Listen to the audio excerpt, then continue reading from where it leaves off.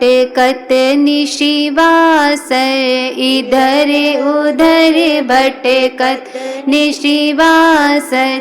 पल नहीं धारत धीर, पल नहीं धारत धीर, मेरो मन वश नहीं है महावीर, मेरो मन वश नहीं है महावीर। जन्म मरण भय भव झंझट से, जन्म मरण भय भव झंझट से, हूँ अब खूब अधीर, हूँ अब खूब अधीर, मेरो मन वश नहीं है महावीर, मेरो मन वश नहीं महावीर।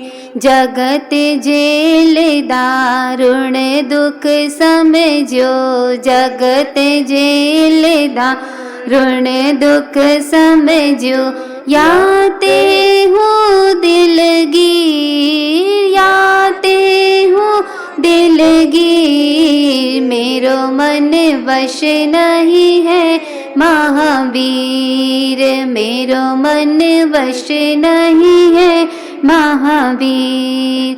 पर यह मन दुश्मन नहीं समझे, पर यह मन दुश्मन नहीं समझे, कैसे धरूं मैं धीर, कैसे धरूं मैं धीर, मेरो मन वश नहीं है महावीर, मेरो मन वश नहीं है महावीर। पुण्य से सुवर्ण दर्शन तेरा, पुण्य से सुवर्ण दर्शन तेरा, पाया धन्य तकदीर, पाया धन्य तकदीर, मेरो मन वश नहीं है महावीर, मेरो मन वश नहीं है महावीर। कर करुणा शुभ यत्न से स्वामी, कर करुणा शुभ यत्न से स्वामी, हरो विचक्षण पीर, हरो विचक्षण पीर, मेरो मन वश नहीं है महावीर, मेरो मन वश नहीं है महावीर। कैसे करूं तदबीर, कैसे करूं तदबीर, मेरो मन वश नहीं है महावीर, मेरो मन वश नहीं है महावीर।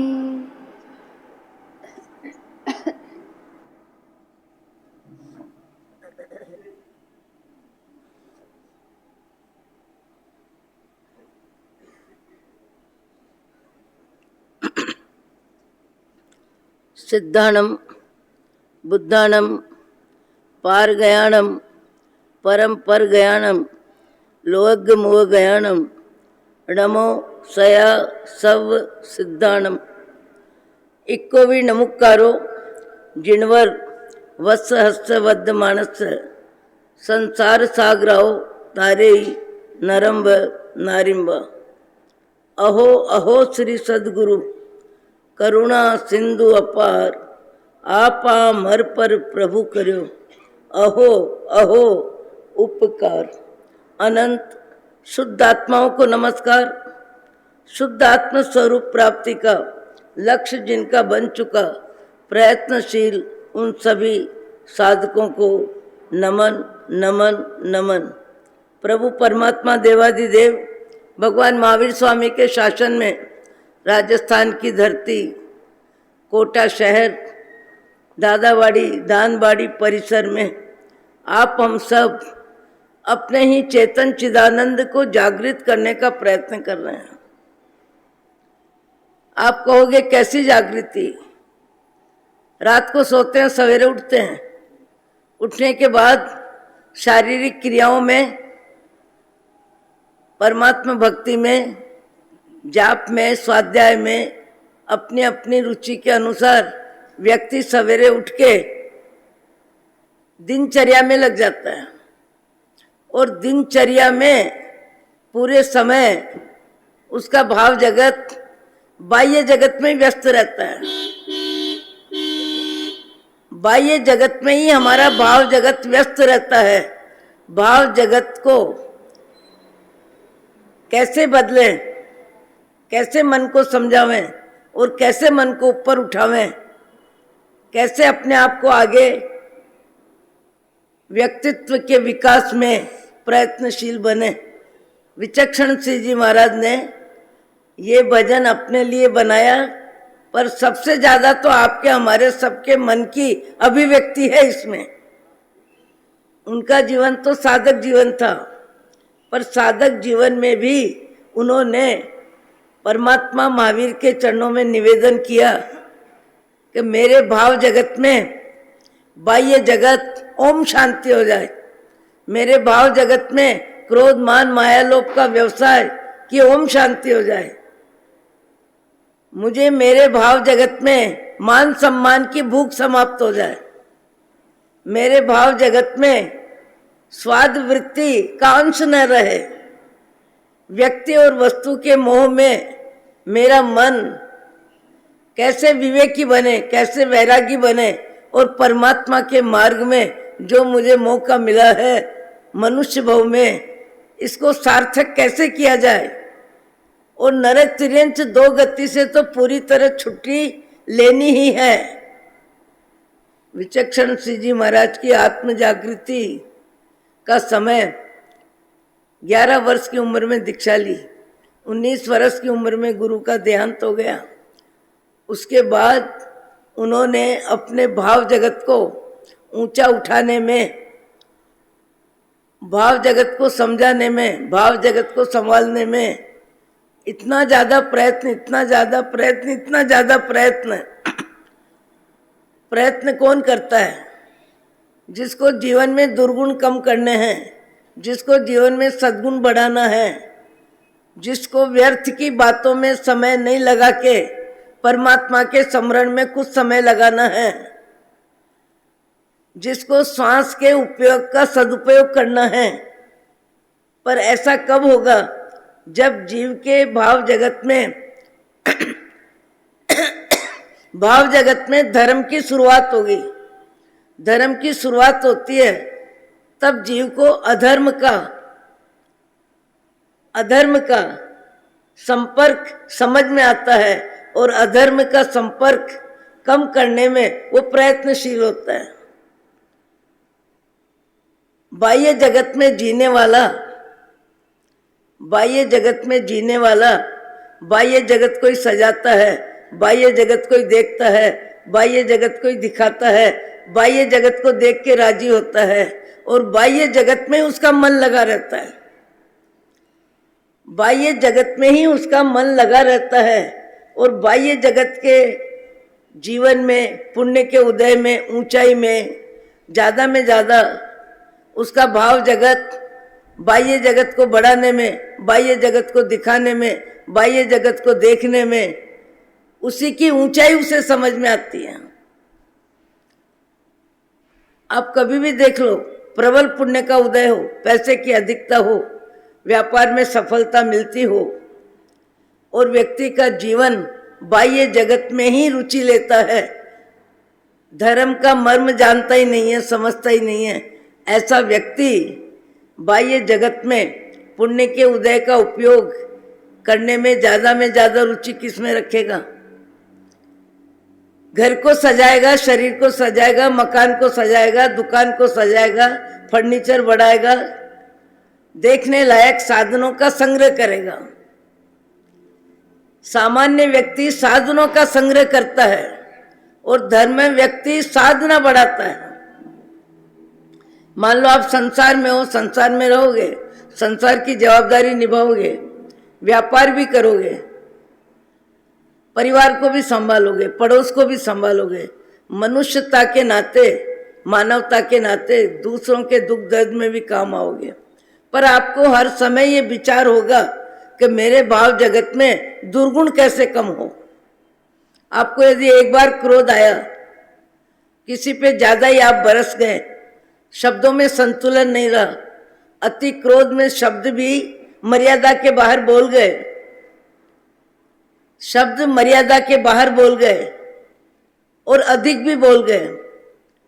पर उसके बाद जब आपका दिल दिमाग ठंडा होता है, तब आपको आपका अज्ञान, सदगुरु की कृपा हो, गुरु की कृपा हो, शास्त्र स्वाध्याय का असर हो, सज्जनों की संगति हो, तो व्यक्ति को विचार आएगा कि आज मैंने किसके सामने क्या बोला, कितना बोला, कैसा बोला। मेरे शब्द सामने वाले को कैसे लगे।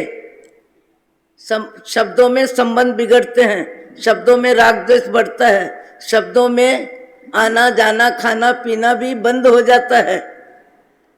यदि व्यक्ति विचार करता है कि क्रोध मेरा स्वभाव नहीं है, आत्मा का मूल स्वभाव तो परम पद है, ये मेरा संसारी जीवन में क्रोध मान माया लोभ में जीने की व्यवस्था में मेरा अभ्यास, शरीर मैं हूँ, परिवार मेरा है, धन मेरा है, धरती मेरी है, ये ममत्व भाव से सारे विचार, सारे विकल्प पैदा होते हैं। एक व्यक्ति विचार करता है कि भाव मुझे आया तो कैसे आया, क्यों आया, इतना अधिक क्रोध मुझे शोभा नहीं देता, मैं आकृति का मानव हूँ। आकृति का मानव प्रकृति का मानव नहीं बनता है और प्रवृत्ति में मानवता नहीं आती है, तो आकृति इंसान की मिलने के बाद भी पशु संस्कारों में जीने वाले को आने वाले भव में पशु की आकृति मिलती है। पशु की आकृति मिलती है जहाँ अभाव और अपमान, जहाँ सुविधा और साधन कुछ नहीं, जहाँ जीवन की व्यवस्था में कोई सहयोग नहीं। ऐसा जीवन कौन जीता है जो गलत आचरण में, क्रोध मान माया लोभ के व्यवसाय में अपने मन को उठाता नहीं, अपने मन को बदलता नहीं, अपने स्वभाव को चेंज करता नहीं, अपनी आदत को जो सुधारता नहीं।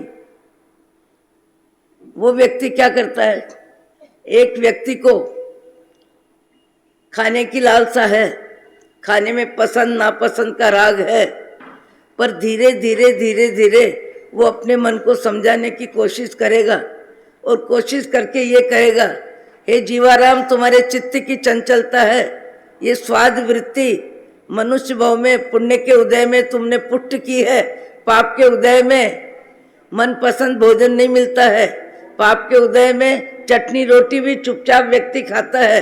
तुम अपने स्वभाव को, अपने विचारों को, अपनी स्वाद वृत्ति को कम करो और खाने में सामान्य वृत्ति, सामान्य प्रवृत्ति तुम्हारी होनी चाहिए।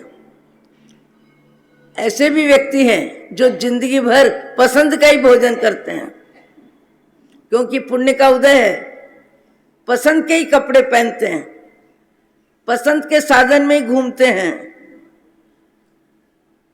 पुण्य के उदय में जीव का पसंद का राग बढ़ता है, इच्छा राग बढ़ता है, वस्त्रों की अधिकता बढ़ती है, जीवन में साधनों का संग्रह होता है और साधनों के संग्रह को देख के और दिखा के व्यक्ति राजी होता है। पर धर्म जीवन में आता है तब उसको लगता है मुझे मेरे भीतर के जीवन को बदलना है, मेरे भीतर के जीवन को बदलना है। आकृति जब इंसान की मिली, मुझे प्रकृति भी इंसान की बनानी है, उसमें मेरा पुरुषार्थ काम आएगा, उसमें मेरा विवेक काम आएगा, उसमें सज्जनों की संगति काम आएगी, उसमें संतों का उपदेश काम आएगा। इस तरह व्यक्ति विचार करके अपने भाव जगत को बदलने में प्रयत्नशील होता है। एक वाक्य है, पड़ी जाऊं अने पड़ी रहूं, गिर जाना और गिरे रहना। एक व्यक्ति ने मित्रों के संपर्क से, किसी के कहने से, अधिक बड़े व्यापारी के लोभ से एक बार शराब पी लेता है, पर एक बार शराब पीने के बाद उसको लगता है कि आचरण सप्त व्यसन में जाता है, यह आचरण अच्छे इंसान का परिचय नहीं है। मेरा संपर्क मेरी साधना, मेरा धर्म, मेरा परिवार, मेरा समूह में सप्त व्यसन त्याग मनुष्य जीवन का सबसे बड़ा सद्गुण है। व्यक्ति विचार करेगा, भले मैंने एक बार ले ली, किसी के कहने से ले ली, पर उसके बाद मुझे इस आदत को छोड़ के रहना है, मुझे इस आदत को बदल के रहना है। मुझे बात बात में क्रोध आता है, क्रोध आता है, पर यह आदत मेरी अच्छी नहीं है, परिवार को भी परेशानी होती है, कड़वे कठोर शब्द समाज में भी उपयोगिता नहीं होती है, वो व्यक्ति प्रिय नहीं होता, अप्रिय हो जाता है। आज कई व्यक्ति संसार में ऐसे हैं जिनकी उपस्थिति है, पर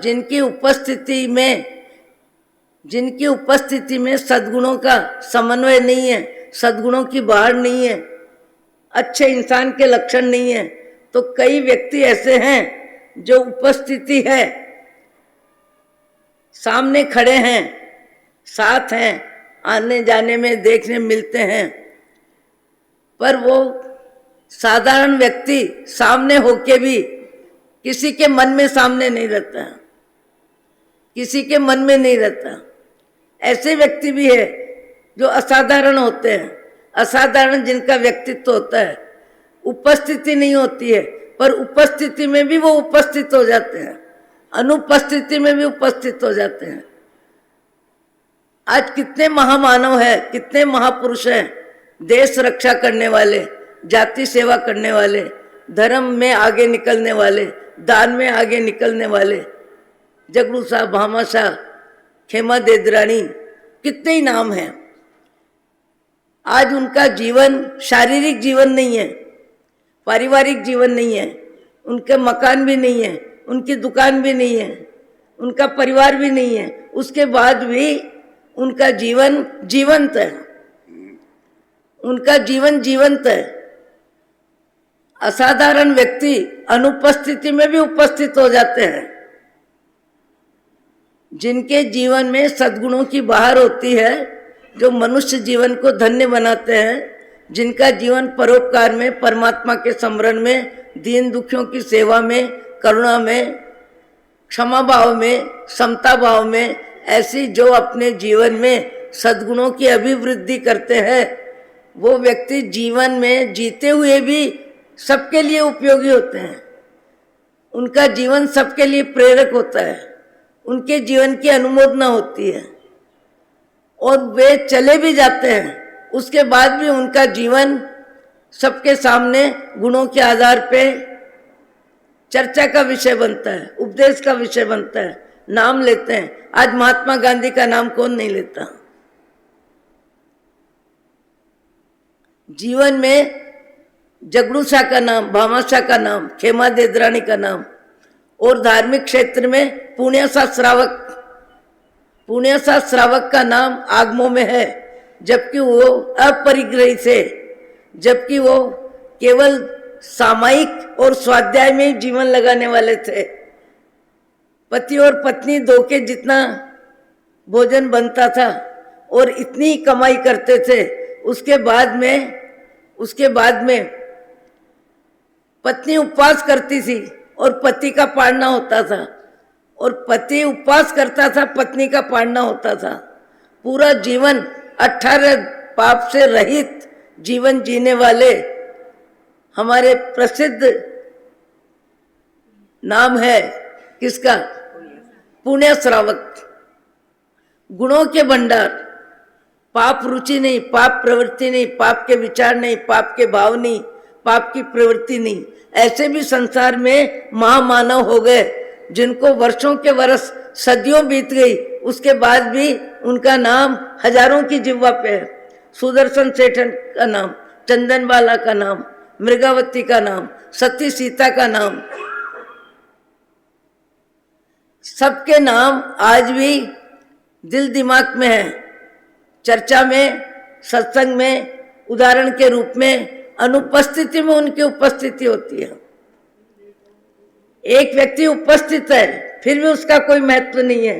एक व्यक्ति उपस्थित नहीं है पर अपने आचरण की ऊंचाई में इतना आगे बढ़ जाता है को अनुपस्थिति में भी उपस्थित हो जाता है। शब्द समझ में आ रहे होंगे, अनुपस्थिति में भी उपस्थित हो जाता है। जैसे गुरुवर्य विचक्षण सिंह जी महाराज का नाम लिया, आज उनके देहांत को लगभग 43 वर्ष हो गए, पर हजारों व्यक्तियों की जीवा पे उनका नाम आता है। नाम क्यों आता है? उन्होंने अपने जीवन में महावीर स्वामी के सामने जो प्रार्थना की, मेरा मन वश नहीं है महावीर, उनका मन तो कितना ज्यादा वश में था, फिर भी उन्होंने भगवान से प्रार्थना की, पर वो जगत के जीवों की मानसिक अभिव्यक्ति है कि मेरा मन वश नहीं है महावीर।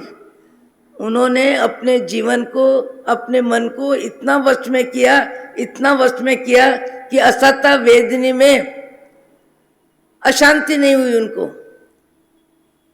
असत्ता के उदय में दवा नहीं ली, असत्ता के उदय में साता हो ऐसा भाव भी नहीं बना, और असत्ता के उदय में शरीर भिन्न आत्मा भिन्न। शरीर अपना काम करता है, मैं अपना काम करती हूं।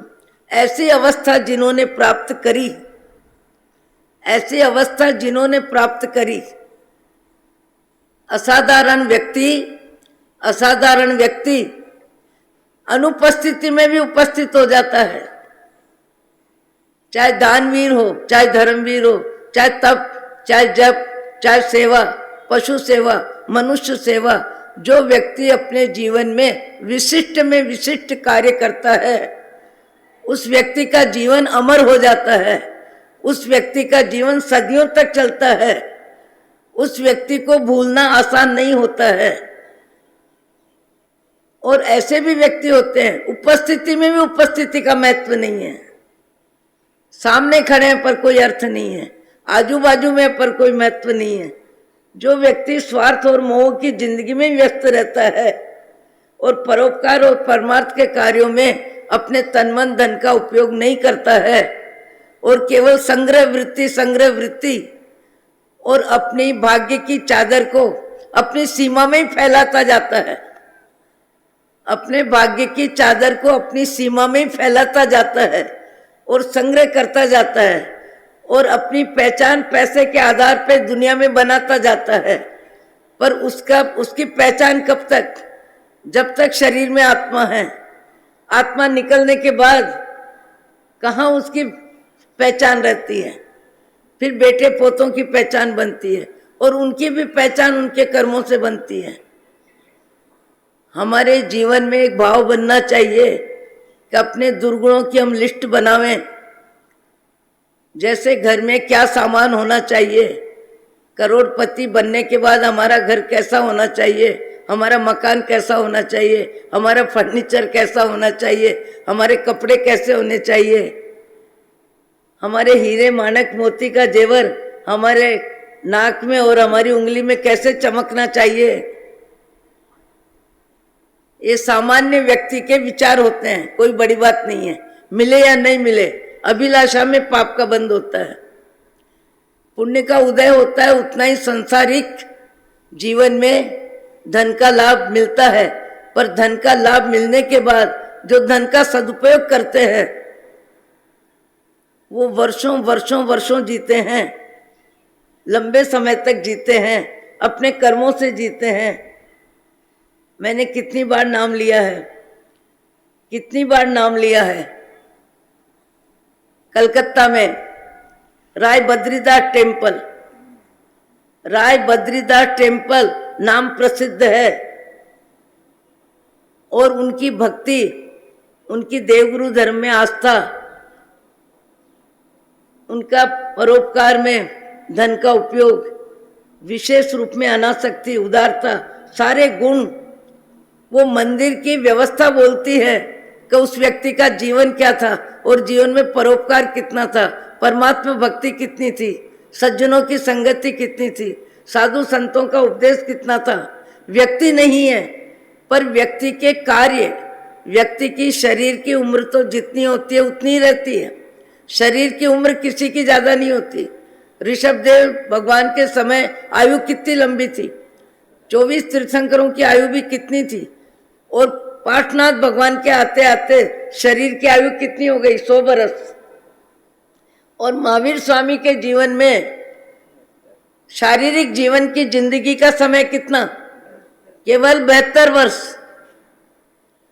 भगवान महावीर ने 28 वर्ष में दीक्षा लेने का भाव बड़े भाई के कहने से 2 वर्ष और रहे।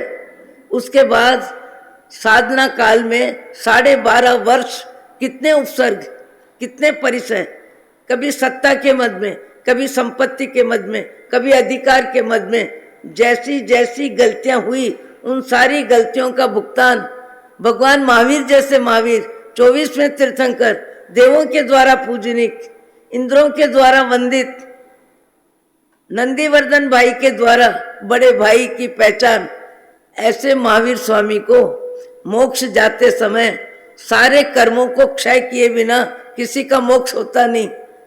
12.5 वर्ष तक भगवान ने जिस समता का परिचय दिया, जितना समता का परिचय दिया, मोक्ष जाते जाते सारे कर्मों का भुगतान करना ही पड़ता है। पर समझदार व्यक्ति कर्मों के भुगतान से पहले कर्म बंधन में सावचेत हो जाता है। मुझे इतना क्रोध क्यों आता है? मेरे को खाने की लालसा इतनी क्यों है? मेरा परिग्रह प्रेम इतना क्यों है? यदि मान लो आपका भाग्य साथ देता है, आपका तकदीर साथ देता है, अर्थ लाभ खूब होता है, तो अर्थ लाभ का संग्रह करना या अर्थ लाभ का सदुपयोग करना? अर्थ लाभ का संग्रह करने वाला क्या करेगा? एक जमीन लेगा, दूसरी लेगा, तीसरी लेगा, चौथी लेगा, फार्म हाउस बनाएगा, अपनी सीमा में धन का संग्रह करता जाएगा और अपने आप में धन की सुरक्षा, धन की व्यवस्था और धन की और चाहिए की प्राप्ति का प्रयत्न में व्यक्ति 8-10 घंटे मनुष्य जीवन के अच्छे व्यक्ति यानी जिनकी आयु 70 वर्ष 75 वर्ष आयु आ जाती है, उसके बाद भी धन कमाने में उनकी पाप रुचि कम नहीं होती। जाने के दिनों में भी जीना नहीं आता। पैसा दिखता है, पाप नहीं दिखता। धर्मी व्यक्ति को पैसा दिखता है, उससे ज्यादा पाप दिखता है। उसको पता है कि पैसे का उपयोग तो परिवार करेगा, किंतु पाप का भुगतान मेरी आत्मा को करना पड़ेगा। ये भाव आते हैं, उन्हें आते हैं। अन्यथा पैसे के सामने पाप दिखाई नहीं देता। धर्मी व्यक्ति को पैसा दिखाई देता है, उससे ज्यादा उसको पाप दिखाई देता है। और पाप का भुगतान मुझे करना पड़ेगा। पाप का भुगतान करने मुझे त्रियंच गति में जाना पड़ेगा। ये धन कितना भी कमा लूंगा, न रह सकूंगा, न ले जा सकूंगा। रह भी नहीं सकूंगा, ले जा भी नहीं सकूंगा। कौन लेके गया आज दिन तक? कोई लेके नहीं गया।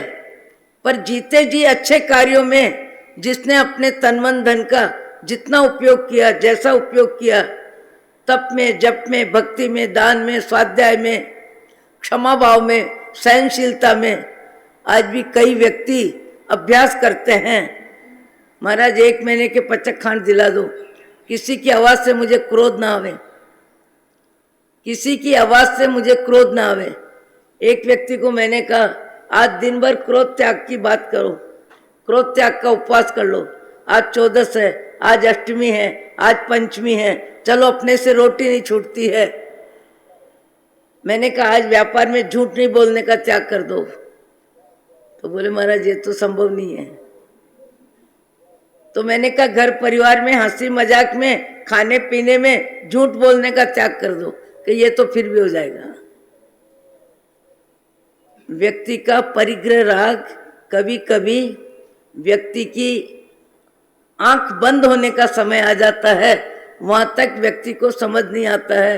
मैंने एक बार कहा है, दिल्ली और गाजियाबाद के बीच में एक फार्म हाउस में हम रुके हैं, और जिस फार्म हाउस में रुके हैं, आज दिल्ली की बहनें कुछ है, आपका कोई संबंध नहीं है उनसे जिनकी मैं बात कर रही हूँ।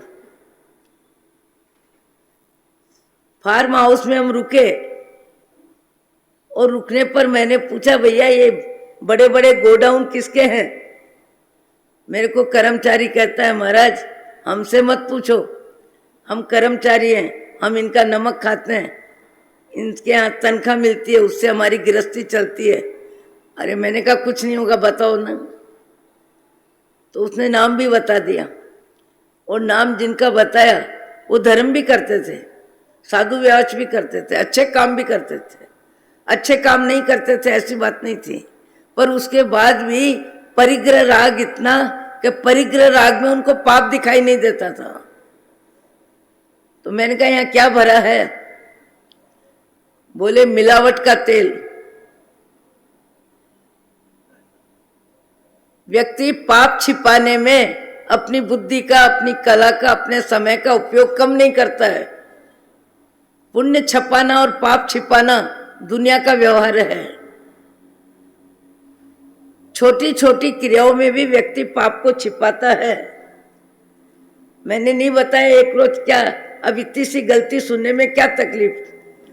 एक बहन रसोई बना रही है और रसोई बनाते हुए घी की गिलोड़ी यानी एक छटांग जितना घी नीचे गिर गया जमीन पे।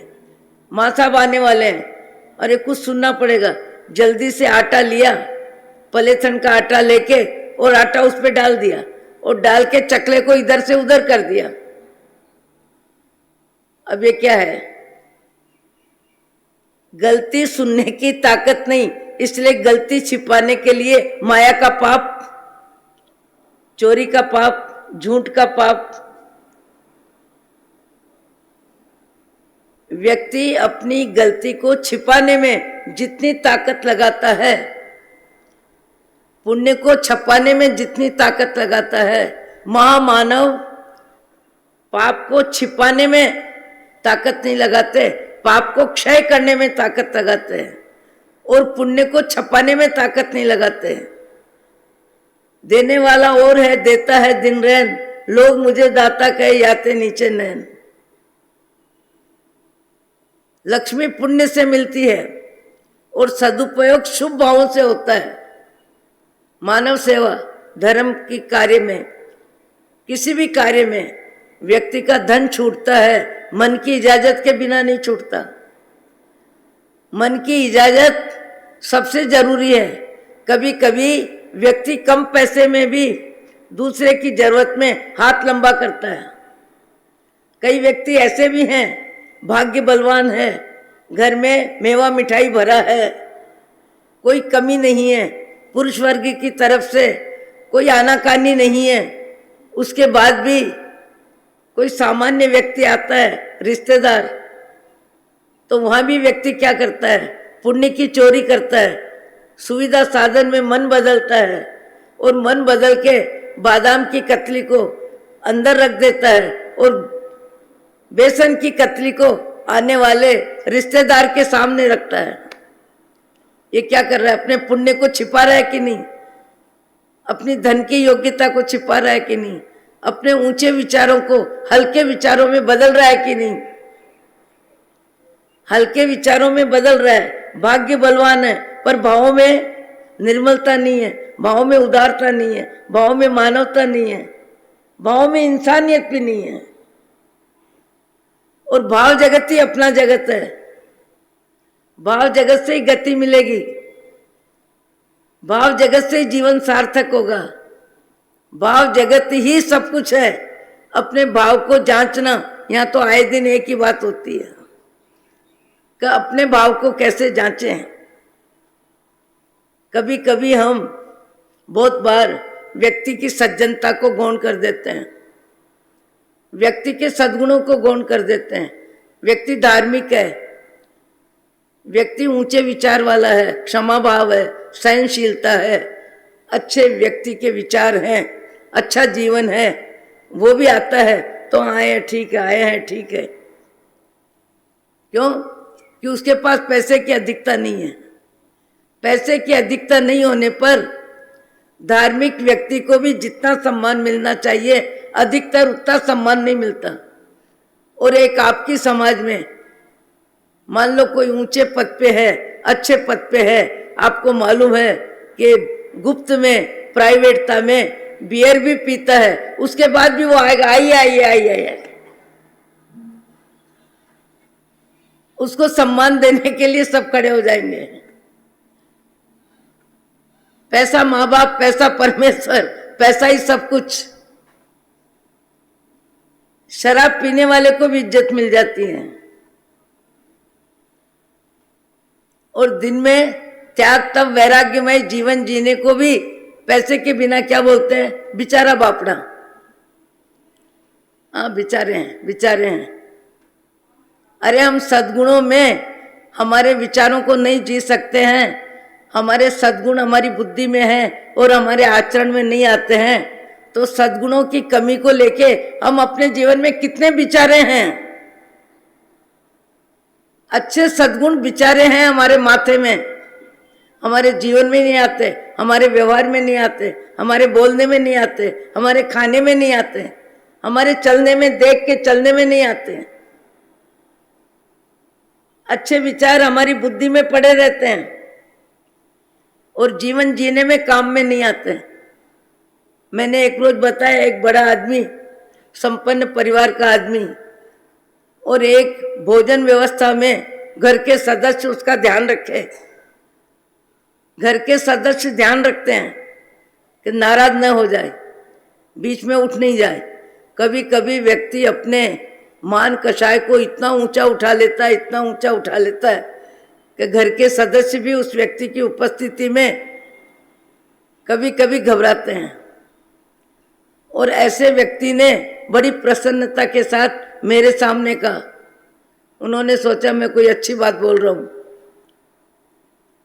कि महाराज मैं कल खाना खाने बैठा, 70 वर्ष की, 75 वर्ष की उम्र, घर के सब उम्र के सदस्य, और मुझे क्या बोलते हैं कि महाराज मैं कल भोजन करने बैठा, छाचिता, सांगरिका छाचिता का शब्द दही था, खट्टा बहुत था, अच्छा नहीं था। मेरे को हाथ डाला, मुंह में लिया, क्रोध आया, क्रोध आया, मैंने थाली को फेंकी, और थाली को फेंकी तो सांगरी भींत के जाके लगी। अब वो किसको बोल रहा है और क्या बोल रहा है? अपने पैसे का गुमान, अपने स्वाद की गुलामी, उसमें चित्त की प्रसन्नता। ये पाप भाव है, पुण्य भाव है? इंसानियत है कि इंसान के चेहरे में स्वाद हावी है, कपड़े ऐसे ही चाहिए, पैसा इतना ही चाहिए, यहाँ जाने के लिए ऐसा ही चाहिए। ये सब मन का भिखारीपन है, और मन का भिखारीपन पशु गति में जहाँ ले जाके खड़ा करेगा। पहनने के लिए कपड़े नहीं मिलेंगे, खाने के लिए भोजन नहीं मिलेगा, सूखा घास मिलेगा। हरा घास भी मिल जाए तो भाग्य है।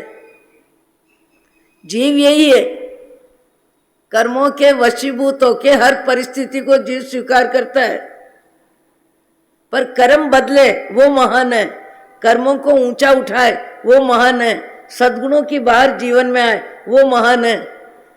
कभी कभी अच्छे व्यक्ति का भी अनादर हो जाता है, अनादर हो जाता है। एक व्यक्ति ने मुझे कहा कि महाराज मैं 50-40 वर्ष पहले यहाँ था, 30 वर्ष पहले भी यहाँ था, 20 वर्ष पहले भी यहाँ था, पर मिलने वाले, आने वाले, जाने वाले ऐसे अन्य मनस की स्थिति में हाथ जोड़ लेते थे, जैसे कोई हाथ जोड़ने का कोई मतलब ही नहीं है। जबकि वो व्यक्ति महीने में 5 आंबिल करता था, 3 उपवास करता था, 3 रोज सामायिक करता था, 1 घंटा पूजा करता था, 2 घंटे प्रतिकोण करता था। उसके बाद भी आर्थिक सामान्य स्थिति होने पर सामान्य व्यक्ति उस व्यक्ति की कदर नहीं करते, आदर नहीं देते, सम्मान नहीं देते। इसलिए आज दुनिया बोलती है कि पैसे की कीमत है, पैसे के बिना कुछ नहीं। पैसे की कीमत है, पैसे के बिना कुछ नहीं। यदि ऐसा है तो हमारा इतिहास बोलता है, भगवान महावीर के प्रथम, भगवान महावीर के अनन्य शिष्य, भगवान महावीर के उपासक और श्रेणिक महाराजा के प्रथम पुत्र, 500 मंत्रियों में महामंत्री, क्या नाम था? क्या नाम था? अभय कुमार। और अभय कुमार जिस समय पुण्य श्रावक के घर जाते हैं और कहते हैं श्रावक जी अभी तक आपका पाड़ना नहीं हुआ, 11 बज गई, पाड़ना नहीं हुआ, कल उपवास करना है, आप पाड़ना करो। बोले अभी कोई अतिथि आया नहीं, मेरा नियम है अतिथि को भोजन करा के ही मैं पाड़ना करता हूं। अभय कुमार राज्य मंत्री, राजा के बेटे, इतने ऊंचे पकवान, अच्छे भोजन करने वाले, वो आगे होकर के बोलते हैं पुण्य श्रावक को कि श्रावक जी आज आप मुझे ही साधर्मी मान लो, मैं भी भगवान का भक्त हूं, मैं भी आचार संहिता में हूं, आप पाड़ना करो और मुझे पाड़ना करा दो। पुण्य श्रावक सोचते हैं कि मेरे घर की सामान्य रोटी, सामान्य सब्जी और ये राजमहलों में जीने वाले, अनेक प्रकार के स्वादिष्ट भोजन करने वाले, इनको मैं क्या खिलाऊं, कैसे खिलाऊं, हाँ करूं तो कैसे करूं कि आप बैठो। अभय कुमार कहते हैं आपके घर का शुद्ध आहार, बिना पाप की रोटी खाने का चांस मुझे जिंदगी में जो आज मिलेगा वो कभी नहीं मिला। जो आज आपकी रोटी खाने को मिलेगी पाप के बिना, केवल पुण्य का व्यवसाय, आपकी रोटी जो मुझे मिलेगी वो मेरे लिए बहुत बहुत बहुत नमनीय होगी, वंदनीय होगी। आप जैसा श्रावक, आप जैसा श्रावक। गुणों की पूजा संसार में सदा होती है, सदा होगी, सदा होती रहेगी। आपको हमको अपने जीवन में सद्गुण कैसे बढ़ाए और दुर्गुण कैसे घटाए। मैंने 3 दिन पहले भी बोला है कि यदि आपको सत्संग से थोड़ी भी बात समझ में आती है और पशु गति में जाके पराधीन जीवन, अपमान का जीवन, अभाव का जीवन, वो भी लंबे काल तक, लाखों वर्ष, क्योंकि पाप की बुद्धि है, पाप के विचार है, पाप का ही आचार है, वहां बुद्धि इससे ज्यादा है ही नहीं, वहां न जाना पड़े। इसके लिए आप अपने जीवन में दुर्गुणों की लिस्ट बनाओ, दुर्गुणों की लिस्ट बनाओ और सद्गुण की लिस्ट भी बनाओ और देखो कि मेरे जीवन में सद्गुण का अंश कितना है और दुर्गुण की बाहर कितनी है। मेरे को क्रोध कितना आता है, मेरी स्वाद की रुचि कितनी है, मेरे शब्दों का, मेरे शब्द दूसरों का अपमान कितना करते हैं, तिरस्कार कितना करते हैं, लूखा कितना बोलते हैं, कड़वा कितना बोलते हैं, कठोर कितना बोलते हैं। कब किसके सामने मैं नम जाता हूं और कब किसके सामने मैं सिर उठाता हूं।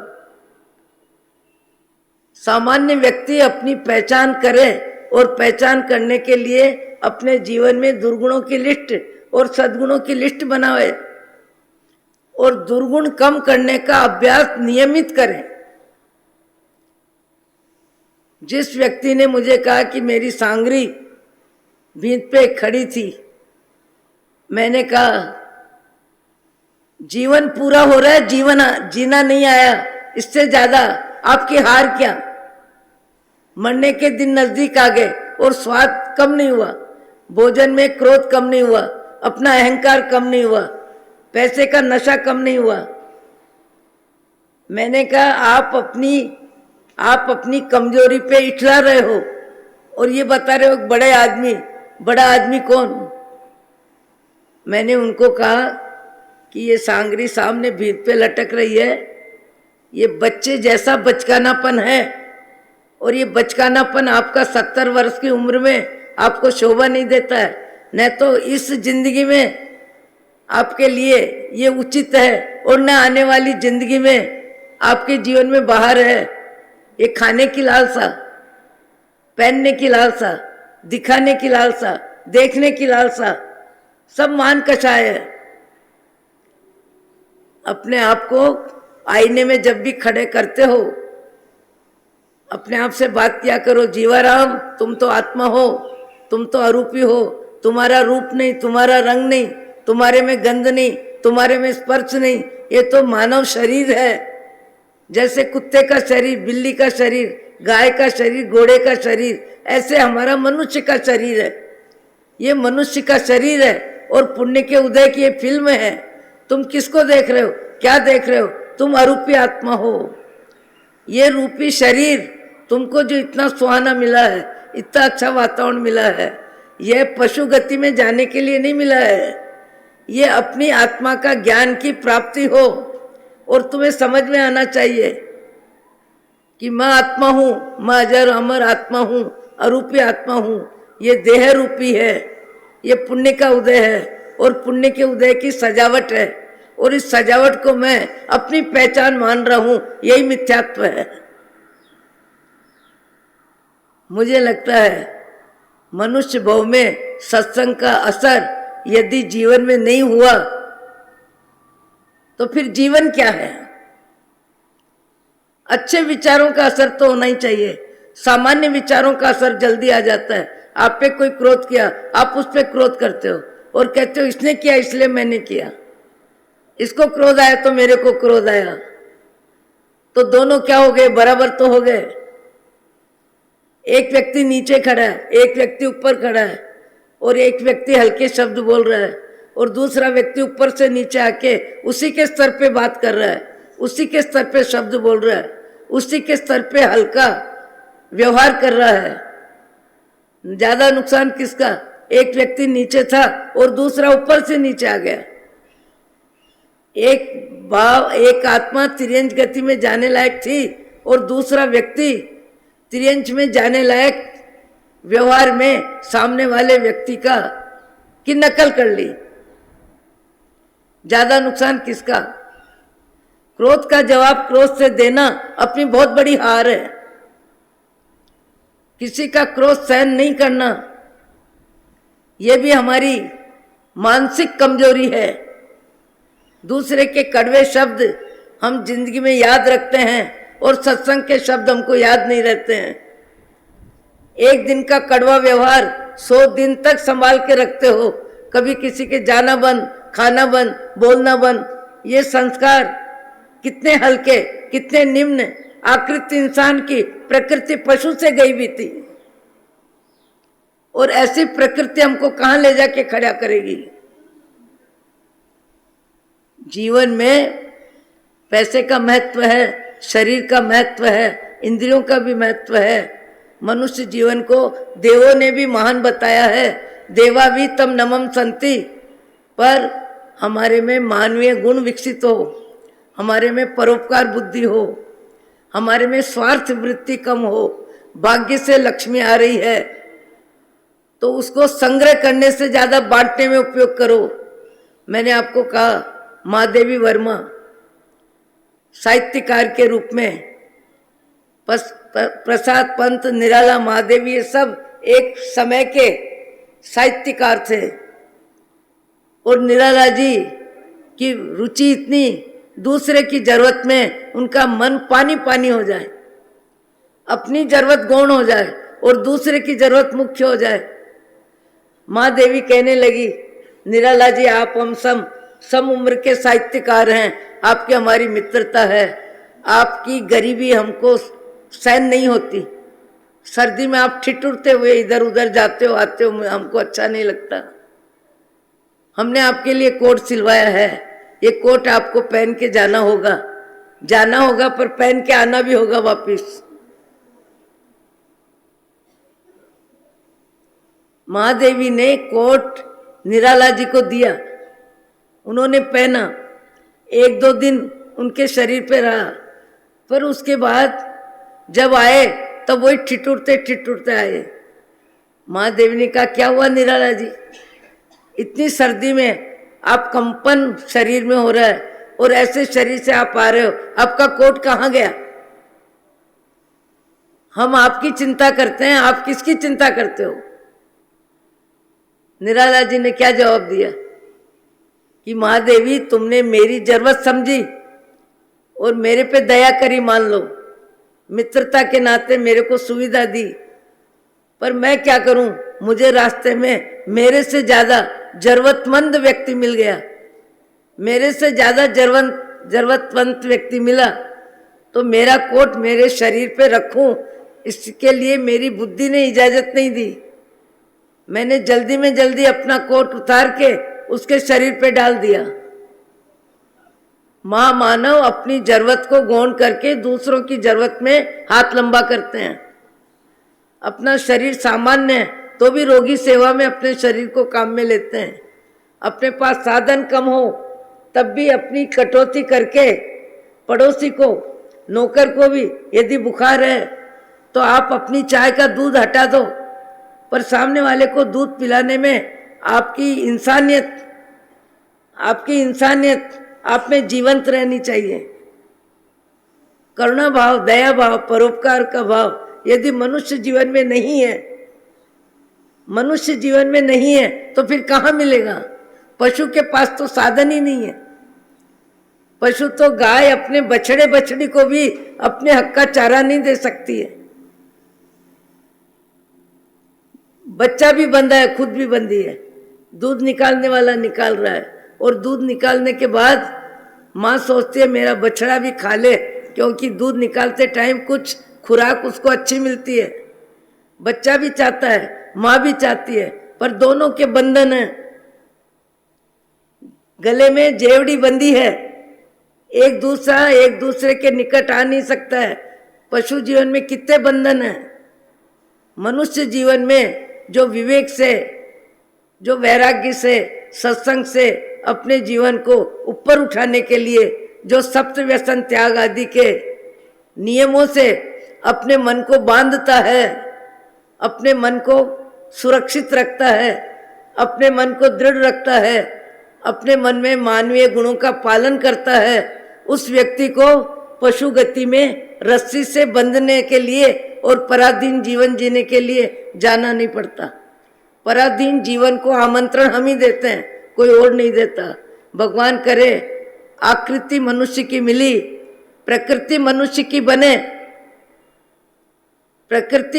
की बने, मैत्री भाव, करुणा भाव, सेवा भाव, परोपकार का भाव, परमात्मा भक्ति, इन सारे ऊंचे अच्छे कार्यों के लिए भी हमारे पास समय होना चाहिए। हमारे पास समय की व्यवस्था होनी चाहिए। धन के समय धन को समय दो, पर परमात्मा भक्ति का भी समय होना चाहिए, सामायिक का भी समय होना चाहिए, जाप का भी समय होना चाहिए। रात को 6-7 घंटे सो लिए और सवेरे चाय उठ के पी के और व्यापार में लग गए, फोन में मिल गए, व्यापार से संबंधित बातचीत करने लग गए, पूरा दिन व्यापार की बातचीत में निकल गया। अरे पैसा बहुत कुछ है, सब कुछ नहीं है, सब कुछ नहीं है। उसके लिए भी समय की व्यवस्था होनी चाहिए। आपने नाम सुना होगा, राजनांद गांव में क्या नाम था? नेताजी उनको कहते थे, इंदरचंद जी वैद ऐसा व्यक्ति था। इंदिरा जी का भी फोन आता था, राजनीति में भी थे, पर इंदिरा जी को भी नेताजी को फोन करना होता तो देखना पड़ता था समय, क्योंकि नेताजी सवेरे उठ के 5 सामायिक एक साथ लेते हैं और 5 सामायिक में किसी से बात नहीं करते हैं। इंदिरा जी के खुद के शब्द हैं कि नेताजी तुमसे बात करने के लिए मुझे घड़ी देखनी पड़ती है, तुम 12 बजे तक किसी से बात नहीं करते हो। वो भी नेता थे और प्रभावशाली नेता थे, पर उनके नियम का प्रभाव इतना, 5 सामायिक किए बिना मुंह में पानी नहीं लेना, 5 सामायिक किए बिना बीच में सामायिक पाड़ना भी नहीं। मैंने भद्रावती तीर्थ में देखा उनको, इतनी उदारता। आज जितनी बोलियां आवे, पुजारी को कहते बोलते जाओ, जो बढ़ाता है बढ़ाते जाओ, आखिरी में मेरे नाम पे छोड़ देना। और जिस रोज भद्रावती तीर्थ में मैंने तो 4 चौमासे किए, जिस रोज वो आते सारे कर्मचारी कहते आज तो बाहर आ गई। सबके लिए दाल बाटी चूरमा और खीर का भोजन, मेहमान, यात्री और नौकर चाकर, सबके लिए। और 5 सामायिक लेके वहां भी बैठ जाते थे मंदिर के बाहर। 5 सामायिक तो करना ही है उनको, उससे पहले पानी मुंह में लेना नहीं। और पुजारी को कह देते मेरे नाम पे बोलिया छोड़ देना। सबका भोजन, और जाते समय 1000, 2000 मुनीम को, रसोइये को, सबको एक एक 100 रुपया। उनको रुपए तो कागज लगते थे, पर आते भी ऐसे ही थे, उनके पास कागज की तरह ही आते थे और वो कागज की तरह ही उपयोग करते थे। सोमवार को निकलते थे तो सब पुजारी प्रतीक्षा करते थे उनकी। हमको लोगों ने कहा, दुर्ग में, राजनांदगांव में, रायपुर में, बोले सोमवार को जितने 500 के नोट हम निकालते हैं सब नेताजी के होते हैं। पुजारी भी खड़े रहते। एक जैन श्रावक ने मुझे बताया, आंखों में पानी था, नेताजी अचानक 2 दिन में चले गए। मैंने कहा तुमको इतना रोना किस बात का आ रहा है? कि मेरी गरीबी ने मेरा पीछा छोड़ा नहीं। 33 वर्ष से, 30 और 3 वर्ष से नेताजी हर 2 तारीख को 3000 के नोट मेरी जेब में चुपचाप डालते थे। 33 वर्ष से। अरे धन का उपयोग ही तो धन का आनंद है। संग्रह करके क्या करेगा आदमी? न तो ले जा सकेगा न रह सकेगा। कमाई तो शुभ कार्यों में ही होती है। कपड़े 100 क्या 200 बदल लो, शरीर तो बदलेगा नहीं, उम्र तो बदलेगी नहीं। शरीर पे नए नए कपड़े पहन के, परिग्रह का राग करके, देख के, दिखा के क्या राजी होंगे? चमड़े की चादर है, चमड़े का शरीर है, चमड़े के कपड़े हैं, चमड़ा देखता है, चमड़ा दिखाता है। आप कहोगे महाराज आप तो बोलते जाओगे, अरे घड़ी 5 मिनट ज्यादा हो गई।